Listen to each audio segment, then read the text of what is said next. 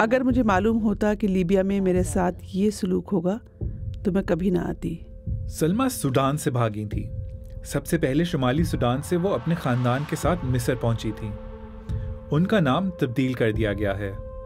बेहतर जिंदगी की तलाश में उन्होंने इंसानी स्मगलर्स को लिबिया पहुंचने के लिए रकम दी थी। एक बार बॉर्डर पार करने के बाद उन्हें माइग्रेंट्स के एक ग्रुप के साथ तब तक यरगमाल बनाए रखा गया जब तक उन्होंने तावान अदा नहीं कर दिया। मुझे हर दिन फ़ोन दिया जाता था ताकि मैं फ़ोन करके रकम का इंतज़ाम कर सकूं, और अगर ऐसा नहीं होता था तो मुझे सज़ा दी जाती थी।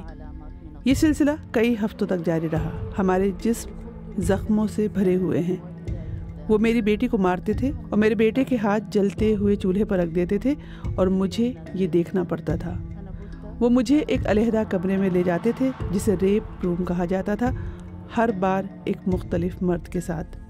मैं खुदा से दुआ करती थी कि मेरा पूरा ख़ानदान और मैं एक साथ मर जाए ताकि हमारी अजियत ख़त्म हो। अप्रैल 2023 से अब तक तकरीबन 2,10,000 सूडानी माइग्रेंट्स लिबिया पहुंचे हैं।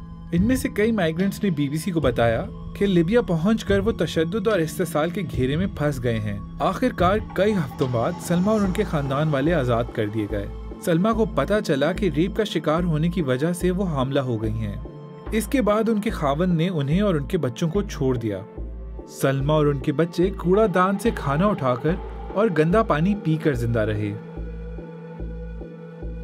ये सुनकर मेरा दिल टूट जाता है जब मेरा बेटा कहता है कि वो भूख से मर रहा है।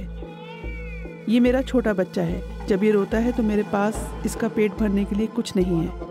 ग़िज़ा की कमी की वजह से मेरे पास दूध भी नहीं है कि मैं इसे पिला दूं।